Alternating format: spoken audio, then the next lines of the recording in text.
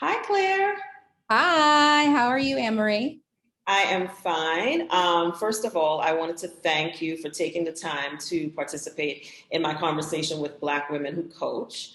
And thank you for making yourself available because I know how busy you are and how busy you have been. So I'm really happy to have you. And then the second thing I wanted to say before we get started is I want to thank you for being you and for being the really great friend and mentor you have been to me since I met you, I guess 6 months ago. I feel like I've known you a whole lot longer than I've known you, but you really are, and I honestly mean it, one of my favorite people in the world. Oh, So thank you. thank you so much for, being yourself at all times. You're always you, and for always being so supportive of me. Thank you. You're welcome. It's been great to watch you on your journey from, exiting corporate to getting into Mexico and figuring out the best city. And yeah, I love San Miguel de Allende. So yeah, made a great choice. Thank you. So, the first thing I'm going to ask you is to tell us a little bit about yourself and what you do. So my name is Claire Soares. I'm from the DMV area, and Whoop, I whoop. I know I spent most of my life working in corporate sales for a Fortune 500 company. So I'm a typical like executive, climbed up the ranks, and then eventually I hit, what I like to call the brick wall, where I became extremely unhappy and I became bruised, and I left corporate America about 4 years ago now, almost 4 years, to move to Mexico.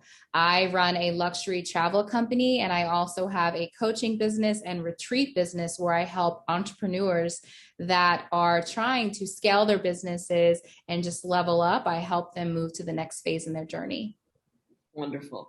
And what would you say inspired you to be a coach? Because you have a very successful luxury travel company, right? And so, very successful. I want to emphasize that. So, what made you decide to even be a coach? So when I think about like what my legacy is going to be when I leave, I feel like coaching and being able to, impart the wisdom that I've learned in my journey to other people would be the most empowering thing to spend my time on. And I've always wanted to be a teacher, and I was never a school teacher. So coaching is really a way for me to get back to teaching. I actually used to teach at the World Bank. I used to teach in corporate software programs and things like that. So this is my legacy. Like this is where I'm going to be for infinity until I'm no longer here, is where I see it. Why would you say, in your opinion, coaching is important? So the hardest thing is like, when it comes specifically to entrepreneurship for Black women or Black people in general, for many of us, we don't know other people who have done it. So I feel like we are at a slight disadvantage when we're getting started because we're YouTubing it or we're guessing it. And so we miss a lot of the dots that need to be connected to actually make money, to actually scale our business.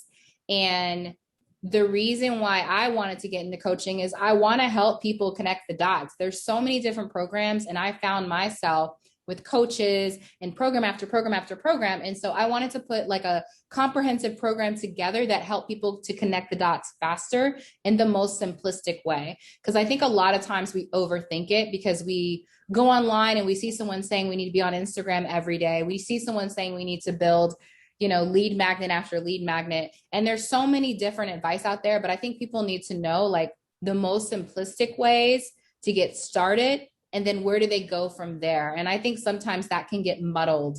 It can be massively confusing as you're trying to build something.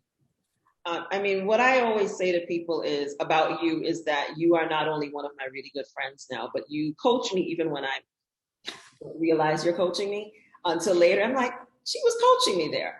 And you do, there's so much information out there. You're right. When you start doing your own research, it is very overwhelming.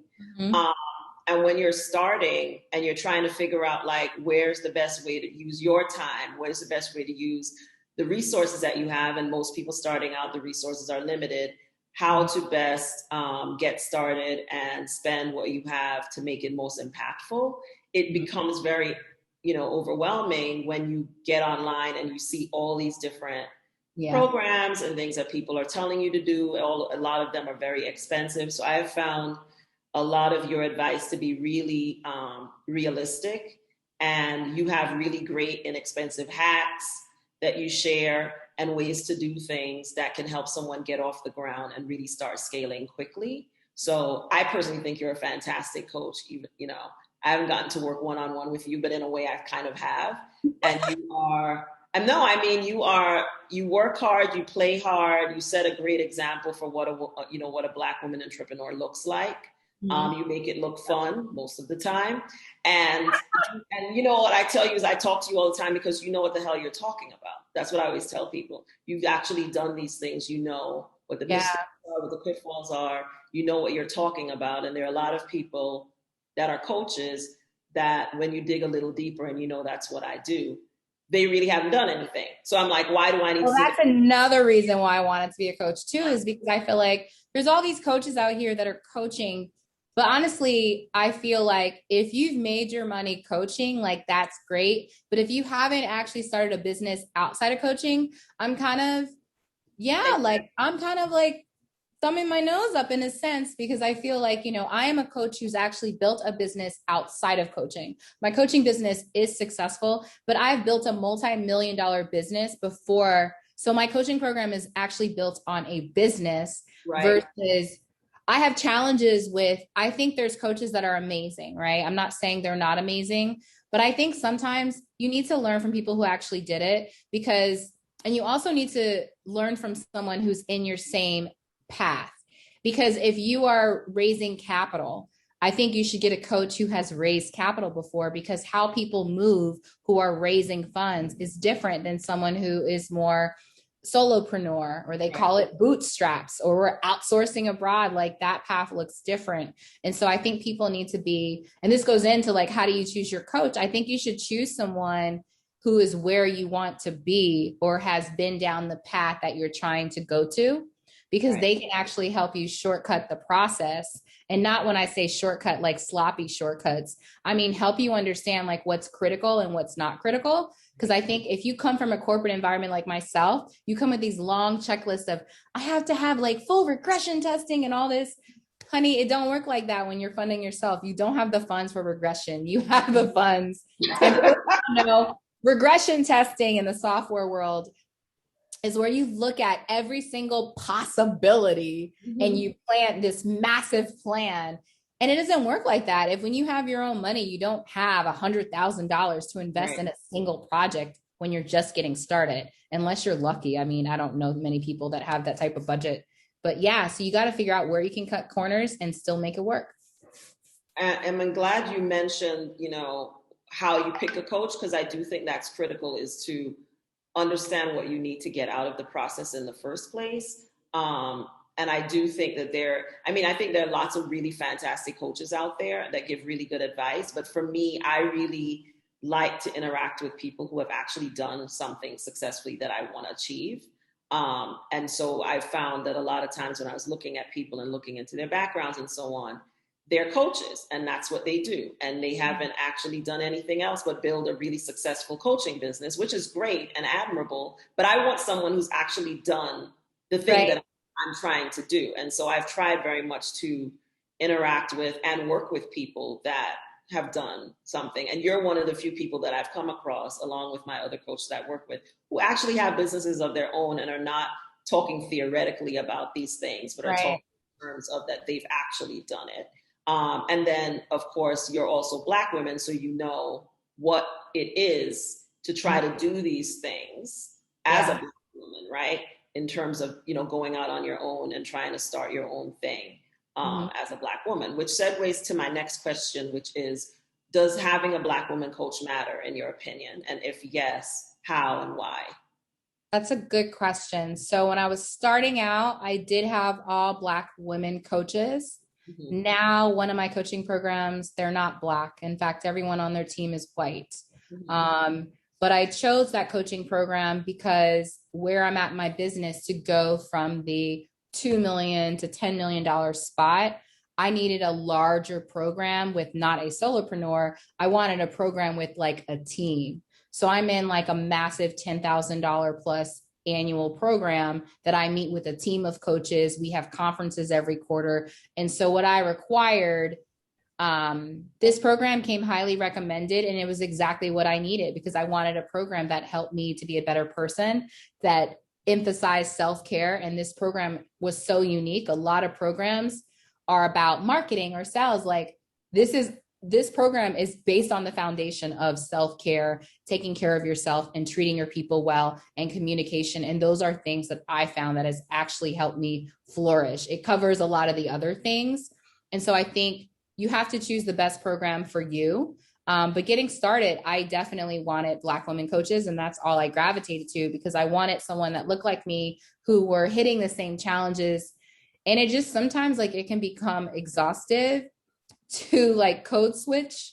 I had to code switch in corporate, and it's so funny. Like, I don't have to code switch anymore. Like, when we get a new sale, the little GIF that pops up is Cardi B with DJ Khaled's face that says, "and another one," and my team gets it. And I could never do something. And then it's like Cardi B with like the dollar making it rain, like from a little dollar machine.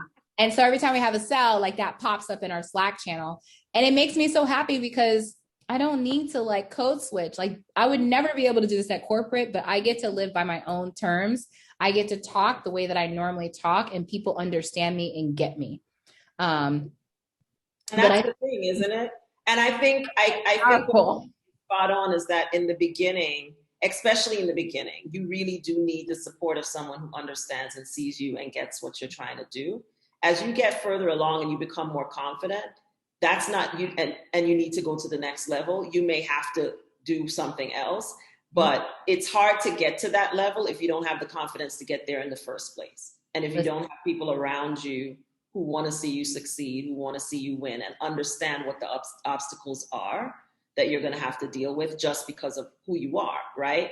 And so as you get, as you become more successful, we do need additional tools that we ourselves don't always have. You have to go out, you have to be willing, and you have to be able to interact with other people, right? But what you said about the code switching, I think part of the reason why I had to leave corporate America is that I always refused to do the code switching. I was like, this is me, but again, you were in like a Fortune 500 company. I was in the nonprofit arena where I could do that, right? Yeah. And even if people would want me to do it, I just always refused to do it.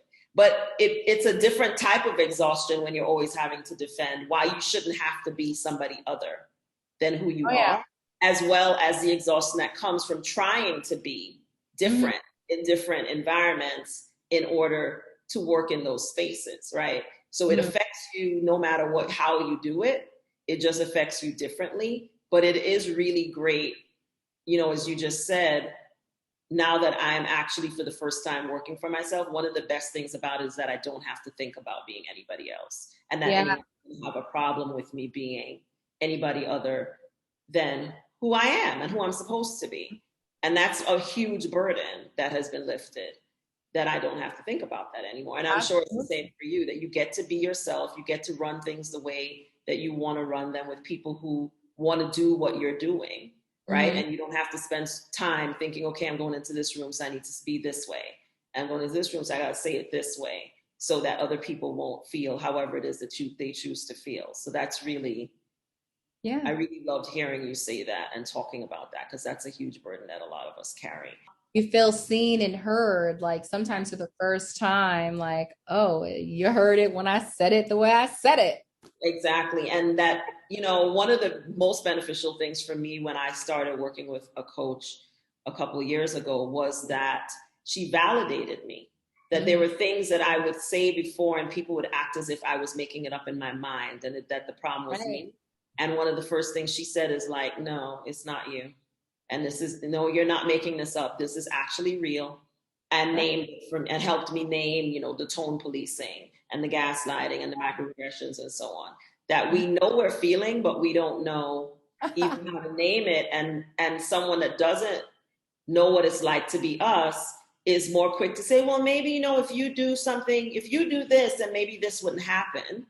And it's like, while my coach is like, no, They are doing this, and the question becomes what do you choose to do in response? But not that you're making this up or that there's something wrong with you. But It's you so still have to figure exhausting. it out. It's The exhausting. gaslighting in corporate, like it's, it's in your mind, like this isn't happening, that's not happening. Let's do something about it. They really don't want to do anything. I mean, like it's a Yeah, lot. it's And I think exhausting. it's until you leave, you realize like how much of a burden.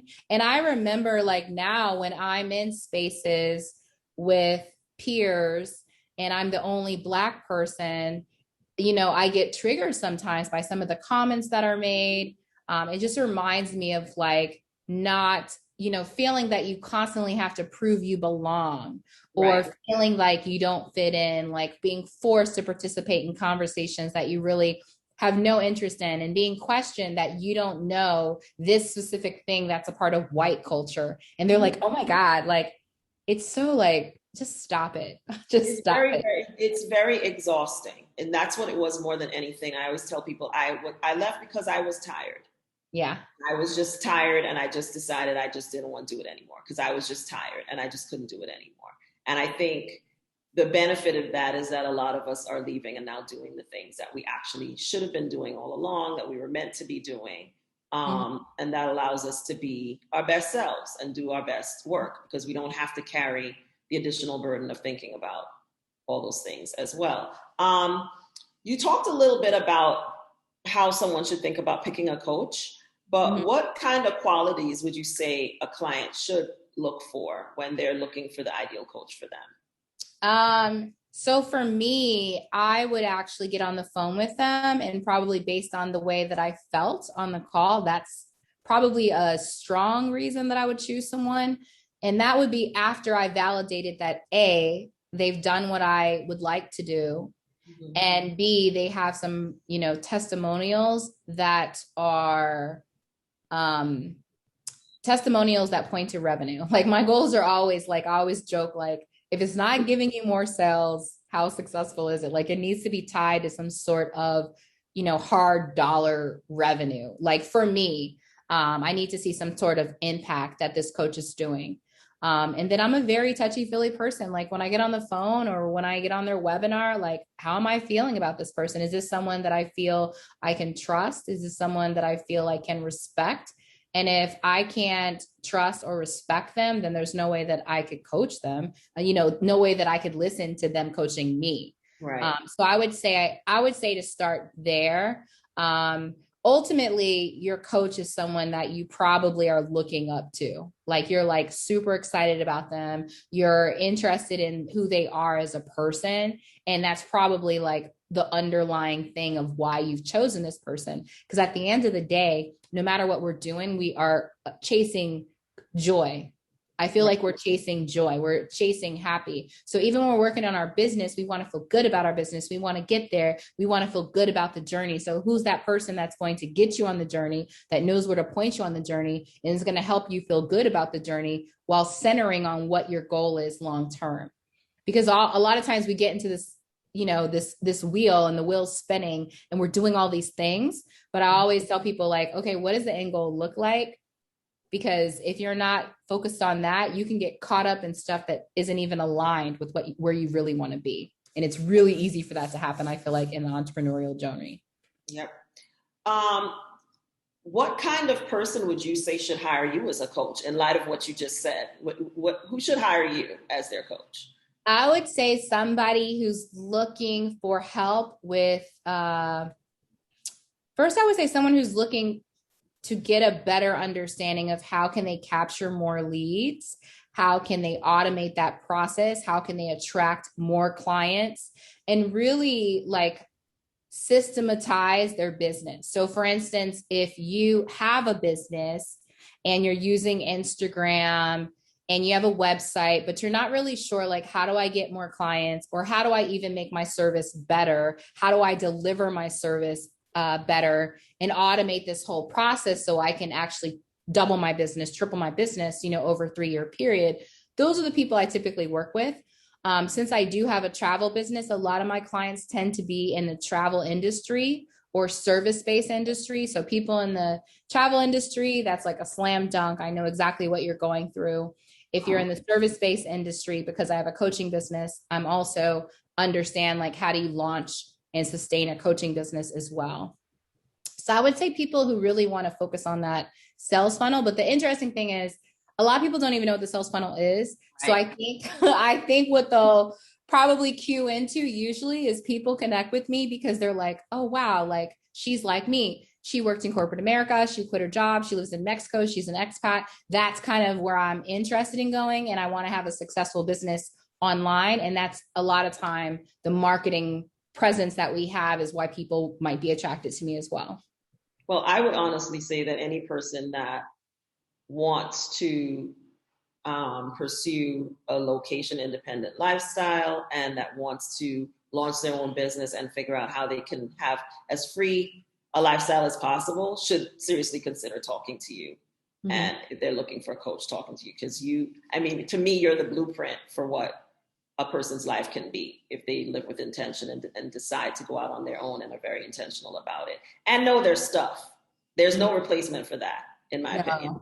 Correct. So tell me a little bit about what you're up to right now. Like what interesting projects do you have going that you would like my audience to know about? Like what are you up to? You're very busy all the time. That's one thing I know. So like, what are you up to right now? So right now we just completed our 2022 trip launch for my luxury travel company.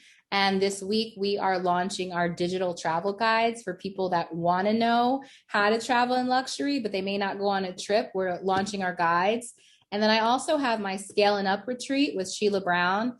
That's super exciting. And that's basically an entrepreneur retreat for newbies and people like at the intermediate levels that are looking to understand how to scale their business up and looking for like fundamental business skills, knowledge, and things like that. That's going to be an amazing 3-day retreat as well. I think those are the most exciting things right now. There's more in the pipeline. I have an agency that we're developing to work with travel companies who want to expand their reach and automate a lot of processes. We are going to be doing like an agency for that. But that's probably later in the year. Okay. And I will put links to information about Scaling Up and how people can find you in the first place and the information for the conversation. So people will be able to learn more about the retreat, which I think is particularly very exciting for Black female entrepreneurs. And my last question for you is, what is one important thing that you've learned about yourself through being a coach, through coaching other people? Oh man. So the most thing that I've learned myself is that I'm actually really great at problem solving. I've learned how to figure things out and simplify them. I didn't realize that was one of my strengths until probably I started coaching, where my clients would be like, oh my God, like I'm trying to implement this. And this would be this like 20-step process. And I would be like, why don't you just do the 5-step process? And you can still accomplish what you're trying to do, but just simplify it. So I think I'm really great at problem solving. I'm really great at getting to the money faster, like simplified ways to help people accelerate their business without doing what everyone else is telling you to do.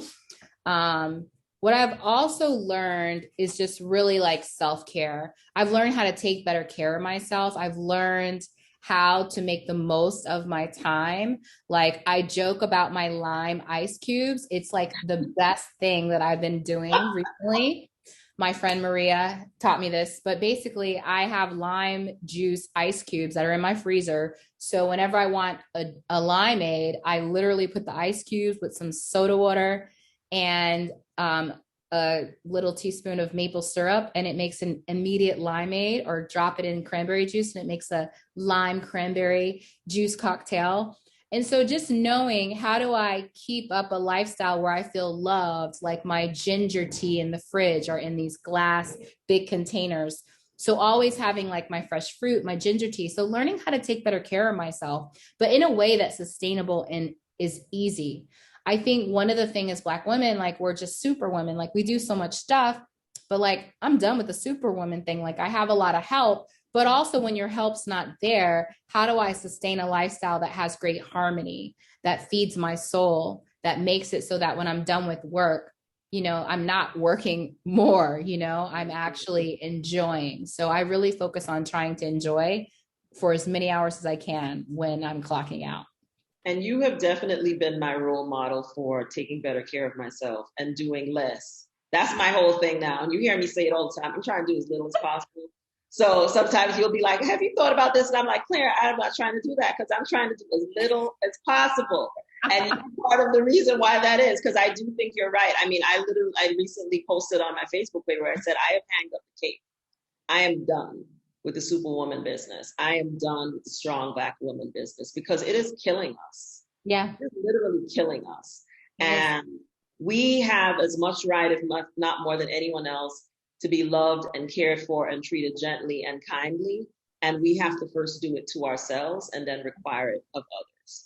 And so I'm like, I'm done with the whole, I got to do everything and I got to be everything for other people. And I'm like, I'm about taking good care of myself, caring for myself, requiring that other people do the same and do it as little as possible. Yes. Yeah. So Claire, thank you so much for taking the time to talk to me. I've really been looking forward to this conversation. So I'm glad we finally got to do it. Yes. And you know how I feel about you. Thank you for everything. Thank you for being my friend more than anything else. And thank you for taking the time because I know you got lots of other things to do, including your working on it. So we're going to talk soon anyway, but I look forward to seeing you soon. And thanks for being part of this conversation. Thank you. It's been wonderful.